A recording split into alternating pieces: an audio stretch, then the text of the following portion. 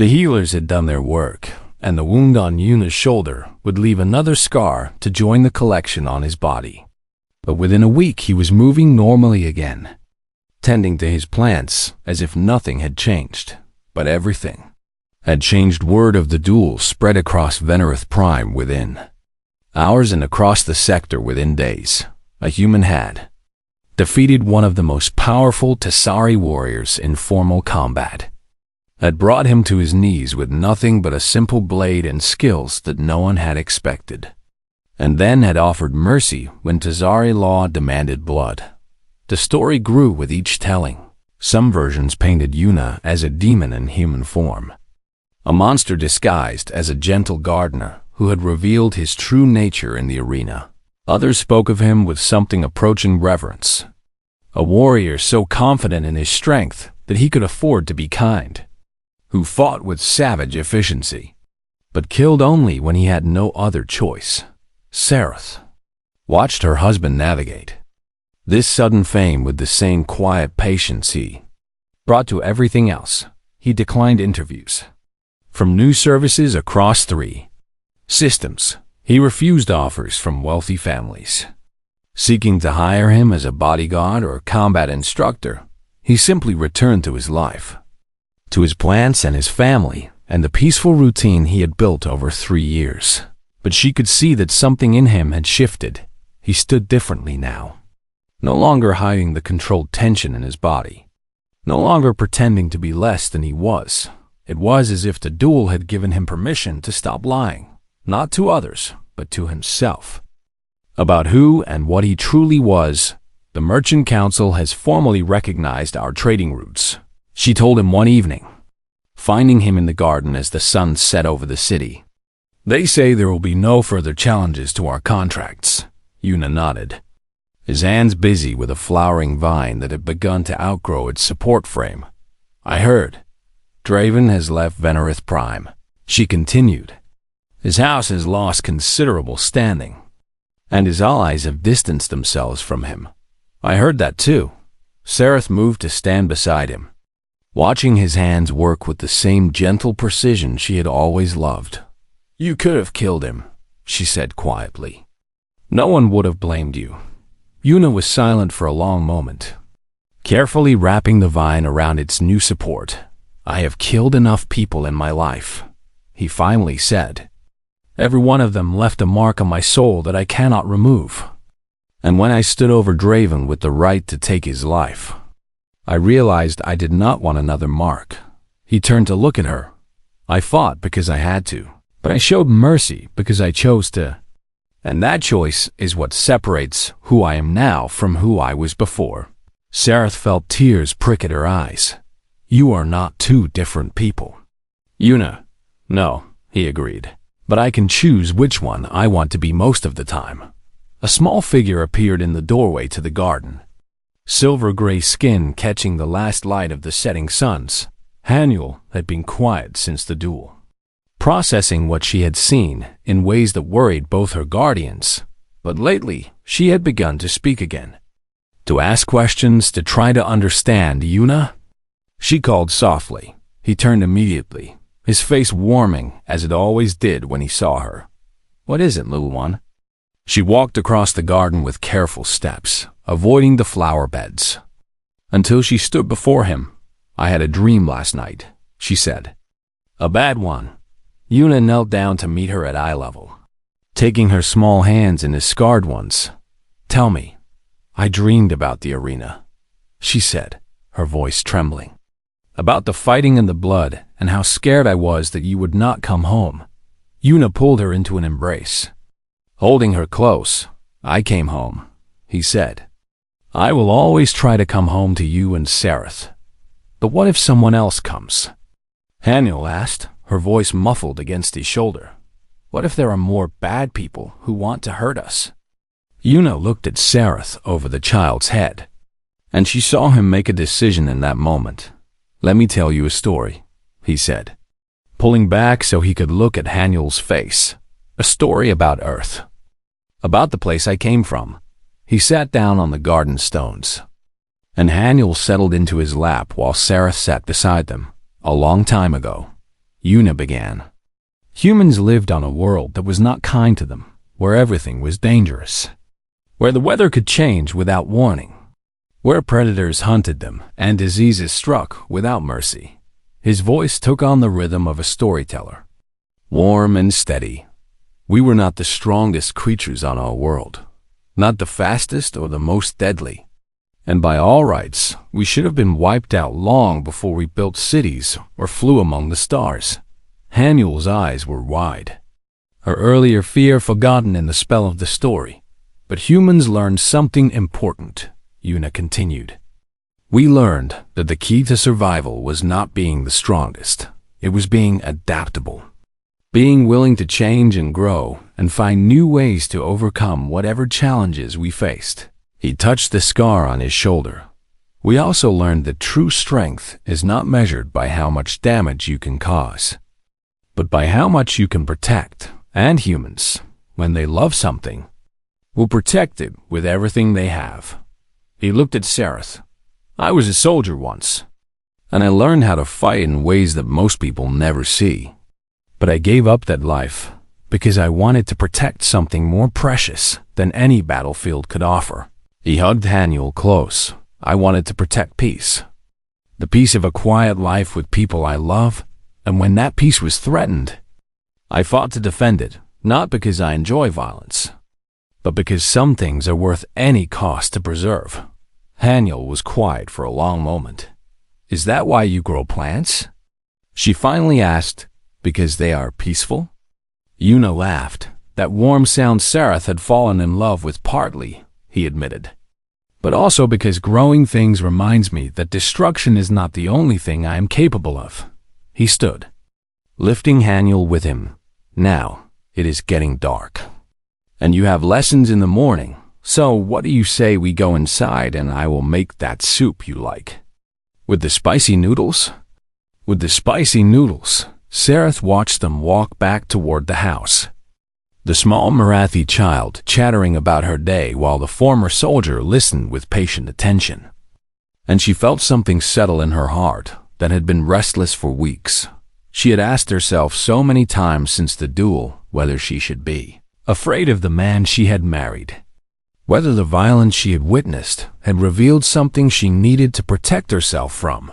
Now she finally had her answer. Una was dangerous. There was no denying that, but his danger was not a threat to those he loved. It was a shield.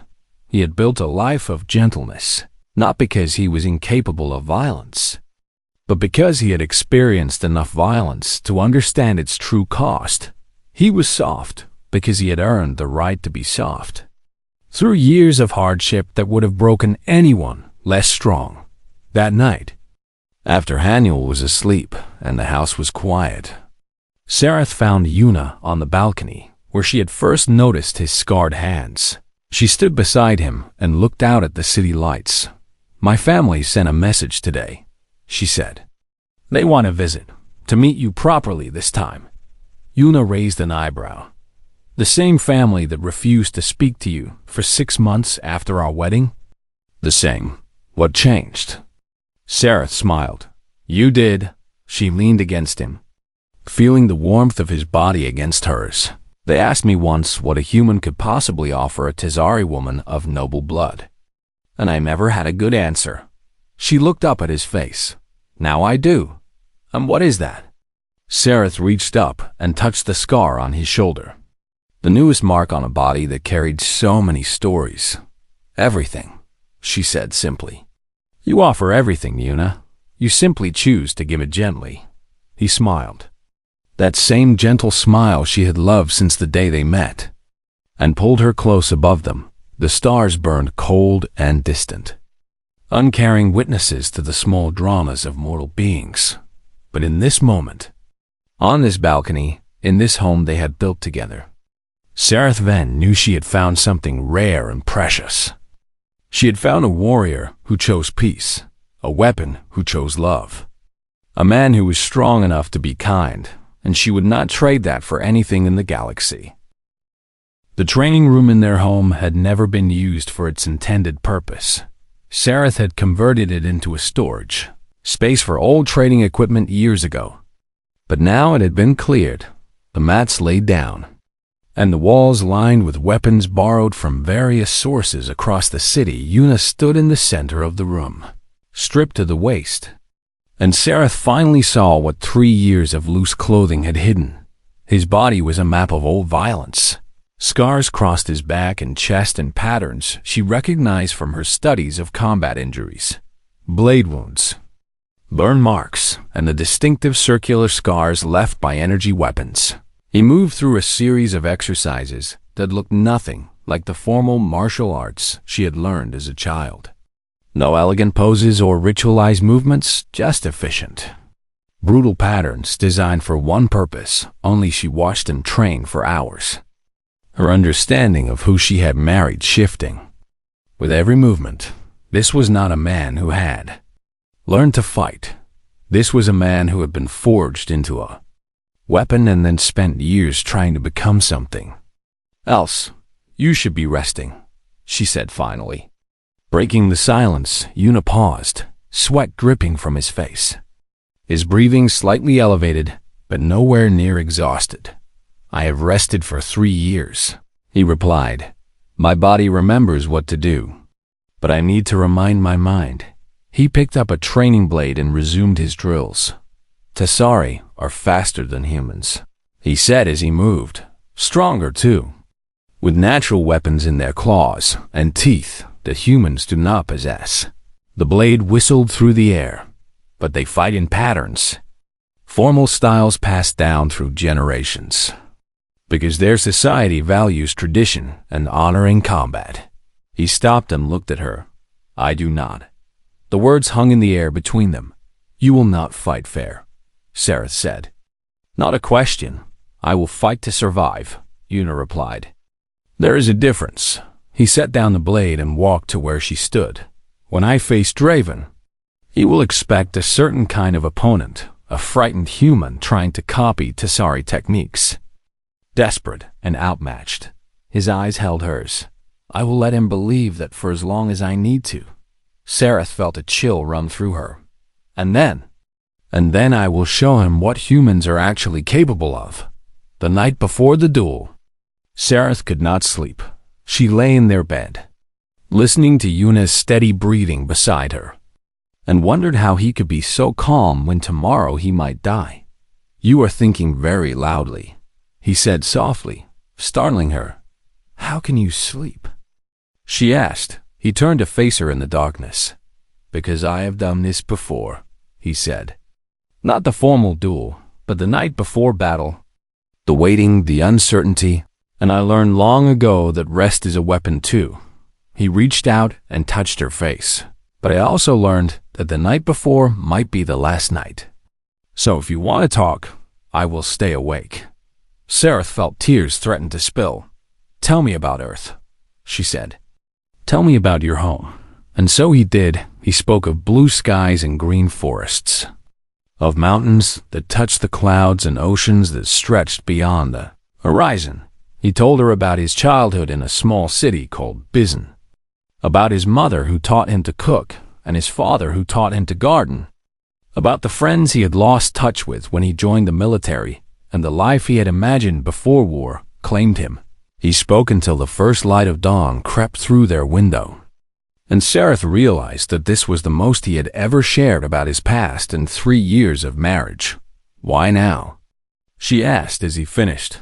Because I might not get another chance, he replied honestly.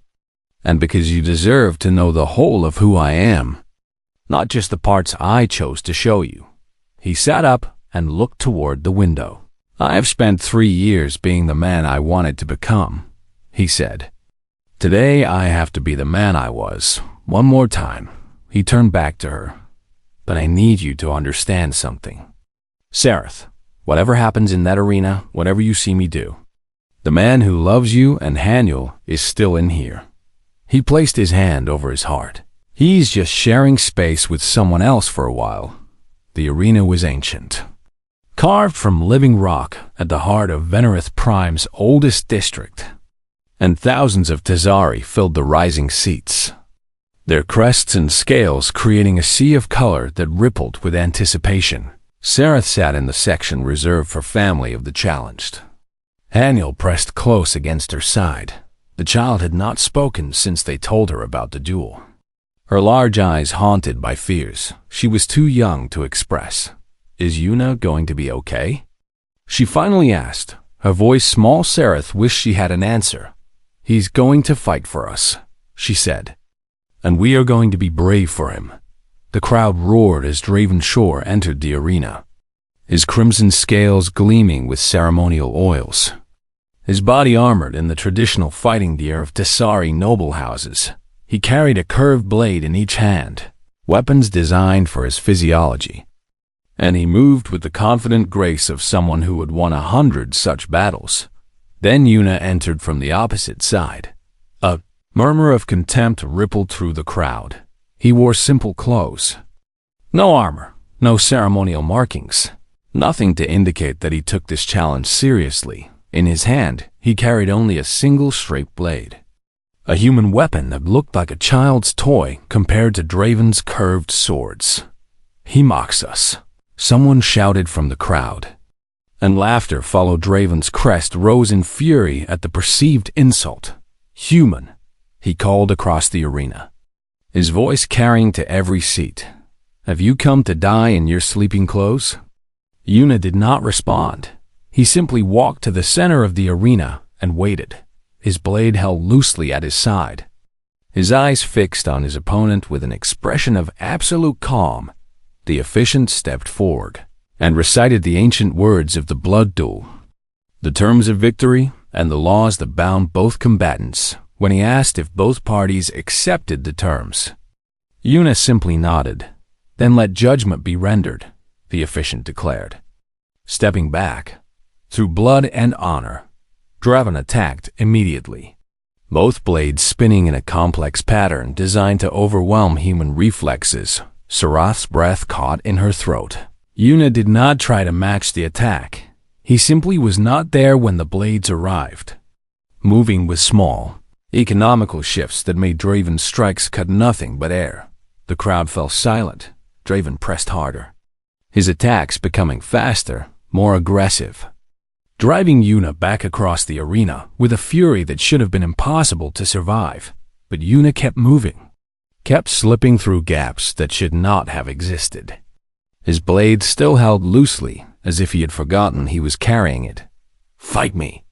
Draven roared, his composure cracking. "I am," Yuna replied. The first words he had spoken since entering the arena, and then everything changed. Sarah saw it happen. Saw the moment when her husband stopped retreating and started hunting. His movements shifted, became sharper, more direct, and suddenly Draven was the one, backing away as Yuna pressed forward with strikes that came from angles no Tessari fighting style anticipated. The crowd had gone completely silent now. They were watching something they had never seen before. A human fighting not like a human or like a Tessari, but like something else entirely. Something old and terrible that had no interest in honor or tradition. Draven managed to land a blow, his blade cutting a deep gash across Yuna's shoulder. Blood sprayed across the arena floor. But Yuna did not slow. He did not even seem to notice the wound. He just kept coming, kept pressing, kept finding the gaps in Draven's defense until the Tessari Lord was bleeding from a dozen small cuts, and his movements were becoming desperate. "What are you?" Draven gasped, fear cracking his voice. For the first time, Yuna did not answer. He simply struck once more, his blade finding the gap between Draven's armor plates. And the powerful merchant lord fell to his knees with a cry of pain. The crowd erupted. Yuna stood over his fallen opponent, his blade at Draven's throat, his breathing steady despite the blood running down his arm. Under Tessari law, the killing blow was his right. Sareth watched her husband's eyes, saw the coldness there, the emptiness of a weapon about to complete its purpose, and then she saw it shift. The warmth returned, slowly but unmistakably, and when Yuna spoke, his voice was weary but human yield. He said simply, "And this ends. Draven stared up at him with hatred and confusion and something that might have been shame. "I yield," he whispered. Yuna stepped back and lowered his blade. And the arena exploded into chaos as thousands of Tessari tried to process what they had just witnessed. Haniel was crying, Sareth was crying too, and across the arena, covered in blood, both his own and his enemies, Yuna Kang looked up at his family and smiled the gentle smile that had made Sareth fall in love with him 3 years ago.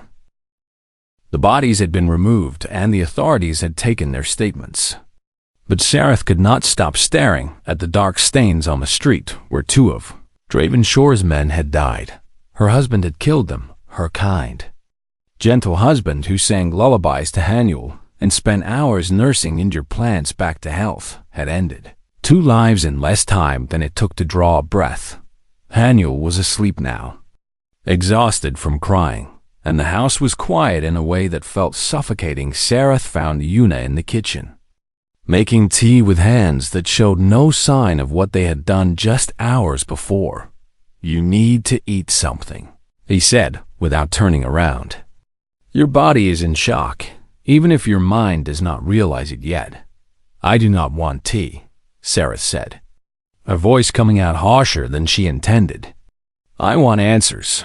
Yuna set down the pot and turned to face her. The gentle man she had married looked back at her, but now she could see the shadows behind his eyes, the weight of memories he had carried in silence for years. "Then ask," he said simply. "How?" She demanded. "How did you do that?" "You moved like nothing I have ever seen, faster than any Tessari warrior, more precise than the best soldiers in our military." She stepped closer, searching his face for answers. "Who are you?" Yuna was quiet for a long moment before he pulled out a chair and sat down heavily, suddenly looking older than his years. "My name is Yuna Kang," he said. "That much is true. And everything I have shown you about myself in these 3 years is also true." He looked up at her with eyes that held both pain and something that might have been relief. "But before I was a xenobotanist, before I came to Venerith Prime looking for peace, I was something else." He paused, gathering words that seemed difficult to speak. Earth fought a series of conflicts in the outer colonies about 15 years ago, what the history books call the Fringe Wars. And most people know about the regular military campaigns, the fleet battles and planetary invasions that made the news feeds. His voice dropped lower. They do not know about the other operations, the ones that were never recorded, the ones carried out by units that officially did not exist. Sareth sank into the chair across from him, her legs suddenly weak. "What kind of operations?" "The kind that end wars quickly," Yuna replied. "The kind that require people who can do terrible things efficiently and without hesitation." He held up his scarred hands. "I was very good at my job. Good enough that they kept sending me back, mission after mission, year after year, until I could not remember what it felt like to be anything other than a weapon." Sareth felt tears prick at her eyes, not from fear, but from grief for the young man her husband had been. "What happened?" She asked softly. "Why did you leave?" "Because I woke up one day and realized I had forgotten how to be human," he said.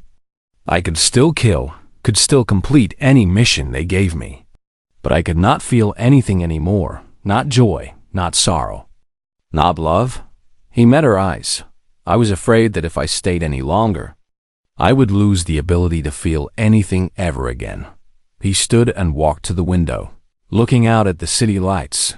"So I left. And I found work studying plants because they are quiet and patient, and they do not ask you to hurt anyone. And then I found you." He turned back to face her. "When I married you, Sareth, I swore to myself that I would never be that person again, that I would build a new life where violence had no place. And for 3 years, I kept that promise." His voice hardened slightly. "But tonight, when they threatened you and Haniel, when I saw them prepare to hurt the only family I have, I discovered that some promises cannot be kept." Sareth rose from her chair and crossed the room to stand before him. Were you ever going to tell me? I hoped I would never have to, he admitted. I hoped that part of my life would stay buried forever. She reached up and touched his face, feeling the warmth of his skin against her palm. I'm not afraid of you, she said quietly. You should be. No, she said firmly. I should not, because the man who did those things tonight did them to protect his family. And that is not something to fear. She saw something shift in his eyes. A release of tension he had been holding for years. The galaxy will know by morning, she continued. 2 of Draven's men are dead, killed by a human. And in Tesari culture, that kind of shame cannot go unanswered. I know, Una said. He will come for you. I know that too. Sareth felt the fear return, cold and sharp in her chest. Then what do we do? Before Una could answer, a chime at the door announced another visitor. Sareth opened it to find a young Tesari in official robes, bearing the seal of the Merchant Guild's legal counsel, Lady Sareth Venn. The young man said formally, I am here to deliver official notice. He handed her a sealed document. Lord Dravenshore has filed a claim of blood debt under Section 47 of the Tesari Trade Compact.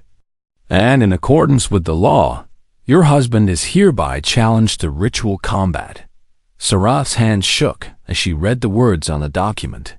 The challenge is to the death. The messenger continued. Refusal will result in immediate exile from Venereth Prime for both the challenged party and their spouse, along with dissolution of all marriage contracts and forfeiture of all trading rights. He bowed stiffly. Your husband has 3 days to respond. After he left, Sareth stood in the doorway, holding the document and feeling as if the ground had opened beneath her feet. Everything they had built, their home, their business, their family, would be destroyed if Una refused to fight. But if he accepted, he would be facing a Tesari warrior lord in formal combat, a species larger, stronger, and faster than humans, on their own ground and by their own rules. Let me see, Una said, taking the document from her trembling hands. He read it quickly, his expression unreadable. 3 days, he murmured. That is generous. You cannot be considering this, Sareth said, her voice rising. Una, Tesari dueling is designed for Tesari bodies, and he will have every advantage. He had 6 armed men tonight, Una replied calmly. And every advantage there as well. This is different. Is it? He set the document down and took her hands in his. Sareth, if I refuse this challenge, we lose everything. Our home, our business, our marriage under Tesari law. And Haniel loses her family. We could start over somewhere else, she said desperately, and teach everyone watching that humans can be threatened. He said, shaking his head. That human families can be torn apart by anyone willing to use force against them. His grip tightened on her hands. I will not run. Not from this. Not when running means abandoning everything we have built and everyone we love. He could kill you, Sareth whispered. He could try, Una agreed. There was no arrogance in his voice, only the quiet certainty of a man who knew exactly what he was capable of. I spent 15 years learning how to survive against impossible odds, he said. I did not forget those lessons just because I stopped using them. He pulled her close, wrapping his arms around her in an embrace that felt both familiar and entirely new. I will not promise you that I will win, he said into her hair. But I will promise you that I will fight with everything I have for the life we have built together. Sareth held him tightly, feeling the steady beat of his heart against her chest. Then we have 3 days, she said finally, pulling back to look at him. 3 days to prepare. Then we should not waste them. Una replied, and for the first time since the attack, Sareth saw something in her husband's eyes that was neither gentle nor violent. It was determination, pure and absolute and utterly unbreakable. She had married him for his kindness. Now she would discover what that kindness had been protecting her from all along. Sareth Venn stood on the balcony of her home and watched the twin suns of Venerith Prime sink below the horizon, painting the merchant city in shades of gold and purple that reminded her of the scales on her grandmother's face. 3 years had passed since she made the decision that shocked her entire family.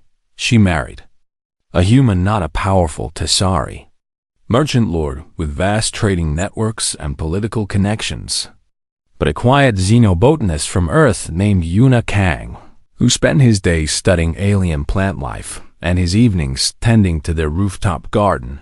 Her mother had called it madness, and her father had refused to speak to her for 6 months after the wedding ceremony among the Tessari. Marriage was strategy, a careful alliance between houses designed to increase wealth and influence across generations. And love was a luxury that sensible people did not pursue. But Sareth had never been sensible. She turned from the balcony and walked back into their modest home, her clawed feet clicking softly against the stone floor as she moved through the living space toward the kitchen. The smell of cooking filled the air, something warm and savory that made her stomach rumble despite herself. Yuna stood at the stove with his back to her, humming a soft melody she did not recognize while he stirred a pot of soup. He was not a large man by human standards, average height with a lean build and dark hair, but he kept short and neat. Nothing about his appearance suggested anything remarkable. He wore simple clothes, spoke in a gentle voice, and moved through their home with quiet purpose that she had grown to love over these 3 years. "Haniel is still playing in the garden," he said without turning around, somehow always aware of her presence, even when she tried to be silent. "I told her dinner would be ready soon, but she found a new species of beetle and refuses to come inside until she has studied it properly." Sareth felt a smile cross her face at the mention of their ward. Haniel was a Mirathi child, orphaned during a trading dispute gone wrong, and Sareth had taken her in 2 years ago when no one else would.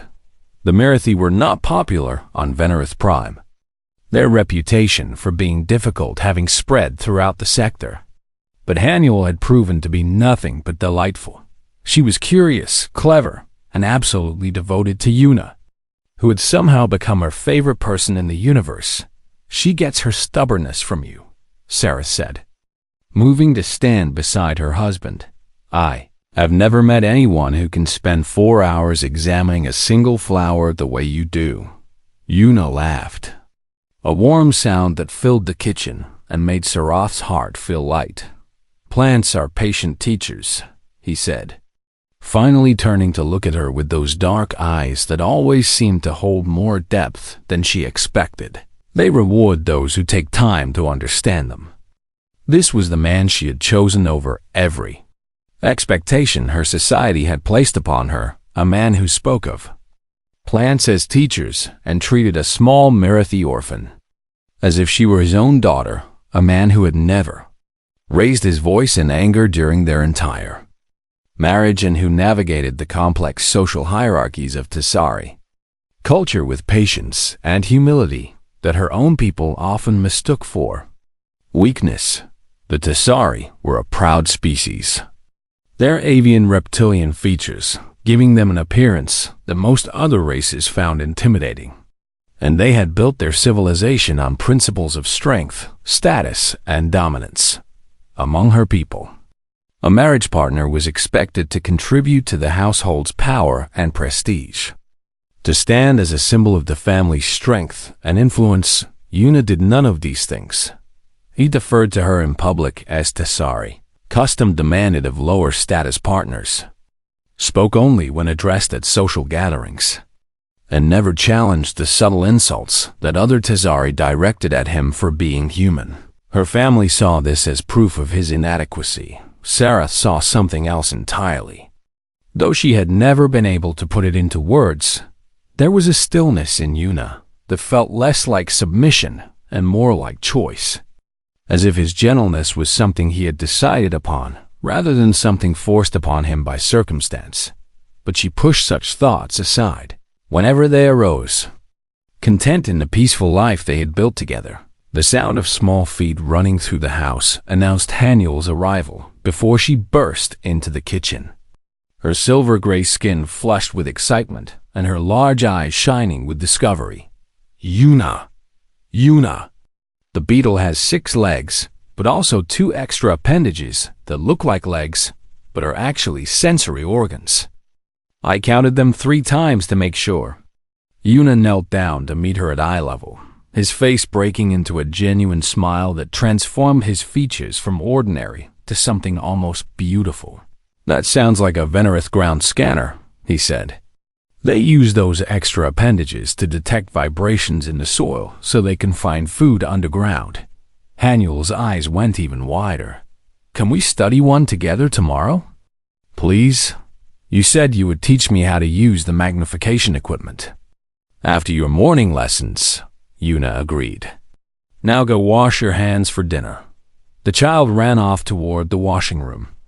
Leaving Sareth and Yuna alone again in the kitchen, Sareth watched her husband rise to his feet, noting as she always did how smoothly he moved. Without wasted motion or unnecessary effort. You are too good to her, she said. Though there was no criticism in her voice, she will expect every adult in her life to be as patient as you are. Then she will learn to be disappointed. Yuna replied with a small shrug. But not by me, and not yet. They ate dinner together as a family, Haniel chattering about her discoveries, while Yuna listened with genuine interest. And Sareth felt the warm contentment that had become the foundation of her daily life. This was not the marriage her parents had wanted for her, but it was the marriage she had chosen, and she had never once regretted it. After dinner, while Haniel was preparing for bed, a chime at the door announced an unexpected visitor. Sareth opened it to find her cousin Vorith Kell standing on the threshold, his crest raised in the formal posture of one bringing important news. Vorith was everything Yuna was not. Tall, powerful, his scales gleaming with the expensive oils that marked him as a successful merchant, and his eyes held the calculating intelligence that had made him one of the most influential traders in their family. Cousin, he said, his voice smooth as silk. I come with news you need to hear. Sareth allowed him entry, noting how his gaze swept the modest home with barely concealed disdain before settling on Yuna, who had emerged from Haniel's room. Draven Shore has taken interest in your trading routes, Vorith said without preamble. He believes they would be better managed by someone with proper Tazari business instincts. Sareth felt her scales prickle with unease. Draven Shore was one of the most powerful merchant lords on Venerith Prime, his wealth and influence extending across 3 sectors, and his reputation for crushing competitors was well known throughout the trading community. My routes are profitable and well managed, she said firmly. He has no grounds for complaint. Vorith's smile was thin and knowing. He does not need grounds. Cousin, only opportunity, he said. And your marriage to this soft creature provides exactly that. His crest flicked toward Yuna in a gesture of dismissal. Under Tazari law, a marriage can be dissolved if the husband is proven inadequate as a protector. And Draven has made it known that he would be willing to take you as a partner, which would of course transfer your trading rights to his house. Sareth wanted to argue, to defend her marriage and her husband. But the words caught in her throat because she knew Vorith was speaking truth. Tazari law was clear on such matters, and Yuna, for all his kindness, had never demonstrated the kind of strength that would satisfy a legal challenge. After Vorith departed with promises to keep her informed, Sareth found herself unable to sleep. She walked to the balcony and found Yuna already there, sitting quietly in the darkness and watching the city lights flicker in the night. She sat beside him in silence, not knowing what to say. It was then that she noticed something she had somehow missed for 3 years. His hands, resting on his knees, bore calluses across the palms and knuckles that had nothing to do with gardening.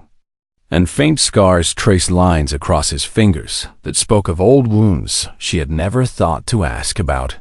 "Yuna," she said softly, "what happened to your hands?" He did not answer for a long moment, his eyes still fixed on the distant lights of the city. "Old work," he finally said, his voice quieter than she had ever heard it. "From a life I left behind." He said nothing more, and something in his tone told her not to press further. But as she sat beside him in the darkness, Sarah found herself looking at her gentle husband with new eyes and wondering what secrets he had buried beneath all that kindness. The grand hall of the Tazari Merchant Guild blazed with light from 1,000 floating crystals, each one casting rainbow reflections across the polished stone walls and the gleaming scales of the hundreds of guests who filled the space. This was the gathering of houses, the most important social event of the trading season, and attendance was not optional for anyone who wished to maintain their standing in Venerith. Prime's Merchant Society Seraph adjusted the ceremonial sash across her shoulder and tried to calm the nervous flutter in her chest. Beside her, Yuna walked with his eyes lowered and his posture carefully submissive, exactly as Tazari custom demanded of a lower status marriage partner. He wore simple formal clothes that marked him as human, but made no attempt to compete with the elaborate display of wealth that surrounded them. "You do not have to do this," Sareth had told him before they left their home. "No one would blame you for staying behind." But Yuna had simply smiled and taken her hand. "You need to be here," he had said, "and I will not let you face them alone." Now, as they moved through the crowded hall, Sareth felt the weight of countless eyes upon them and heard the whispered comments that followed in their wake. "That is the one who married the human," someone murmured behind a raised claw. What could she possibly see in such a creature? Another voice responded with obvious contempt. Yuna gave no sign that he heard any of it, his face serene and his movements unhurried as he followed a step behind his wife. But Sareth was watching him more closely now. Had been watching him ever since that night on the balcony when she had noticed the scars on his hands. She saw things she had never noticed before: the way his eyes moved constantly, tracking movement in the crowd without appearing to look at anyone directly, the way he positioned himself always between her and the nearest doorway, as if mapping escape routes by instinct, the subtle tension in his shoulders that she had always mistaken for social discomfort but now recognized as something else entirely. He was alert in a way that had nothing to do with anxiety. He was watching for threats. "Lady Sareth Ven," a booming voice cut through the noise of the crowd, and Sareth felt her stomach tighten as she turned to face the speaker. Draven Shore was everything his reputation suggested, tall even by Tazari standards, his scales a deep crimson that spoke of noble bloodlines, his crest fully raised in a display of dominance that made lesser merchants step back to give him room. Gold chains hung from his neck, each one marking a trade route he controlled, and his eyes held the cold confidence of someone who had never known defeat. "What an unexpected pleasure," he continued, his voice carrying across the hall so that everyone nearby could hear. "I had not expected you to attend this evening. Given your recent troubles—" "I have no troubles that concern you, Lord Shore," Sareth replied, keeping her voice steady despite the fear that coiled in her gut. Draven laughed, a sound without warmth. "Come now, we are all friends here," he said. "Everyone knows your roots have been struggling since the embargo on Marathi goods, and everyone knows that a clever merchant would seek alliances to weather such storms." He stepped closer, invading her space in a way that would have been a serious insult between equals. "I have made my interest in such an alliance known," he said, his voice dropping to something almost intimate. "All that remains is for you to accept the wisdom of what I offer." "I am married," Sareth said flatly. "To that?"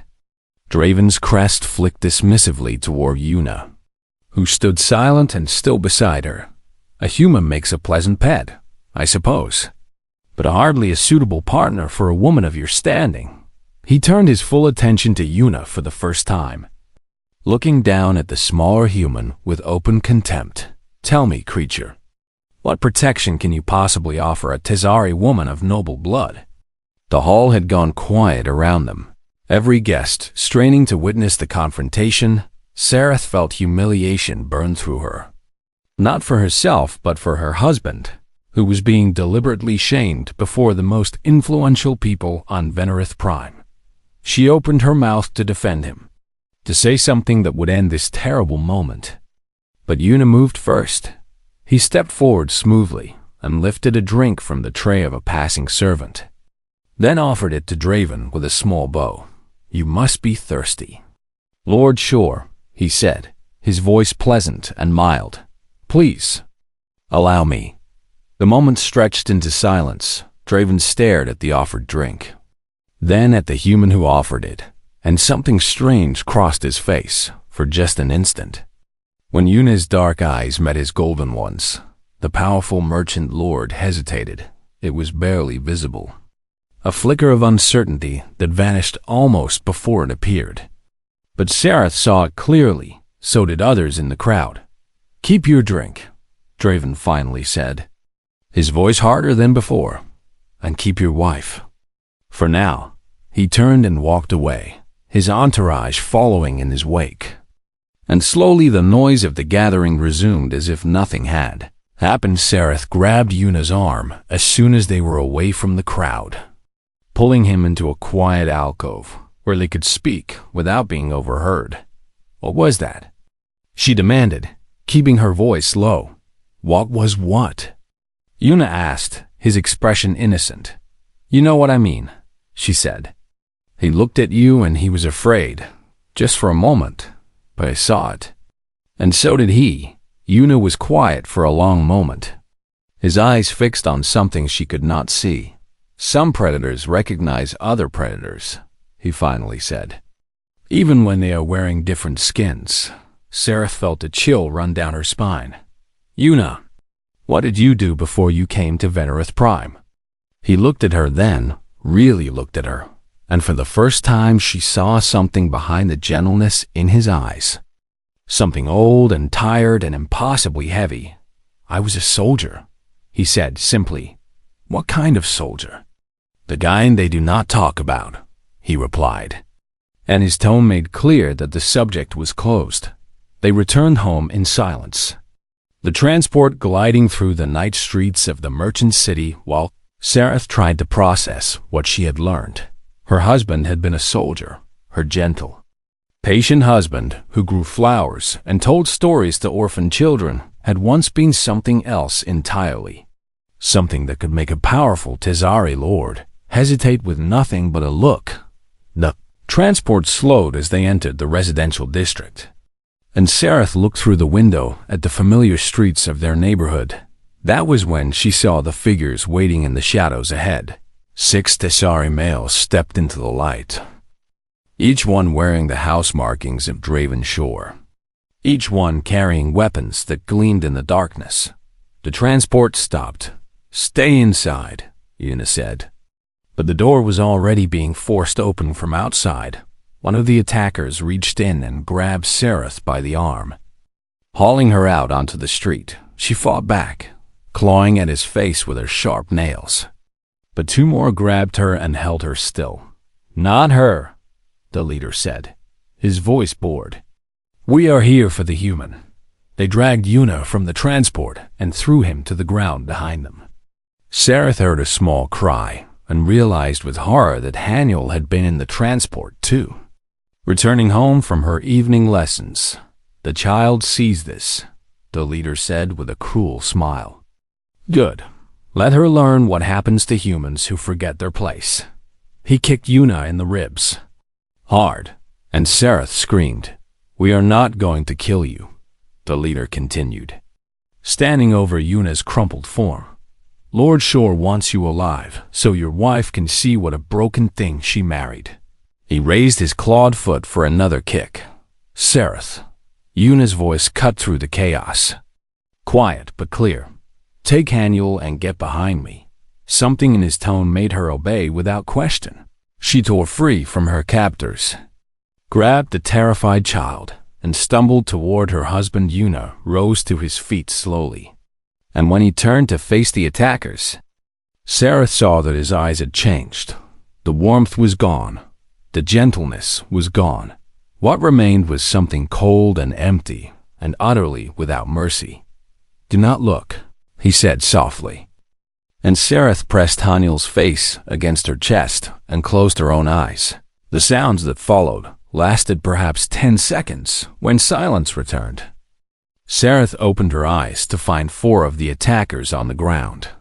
2 of them completely still and 2 writhing in pain.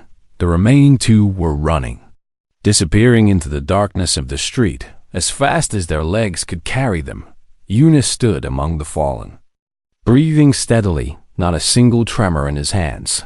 Then he turned to face her, and she watched the coldness drain from his eyes like water from a cup, replaced by the gentle warmth she had known for 3 years. Are you hurt? He asked, and his voice was her husband's voice again. Sareth could not speak. She could only shake her head and hold Haniel close and stare at the man she had married, finally understanding that she had never really known him at all.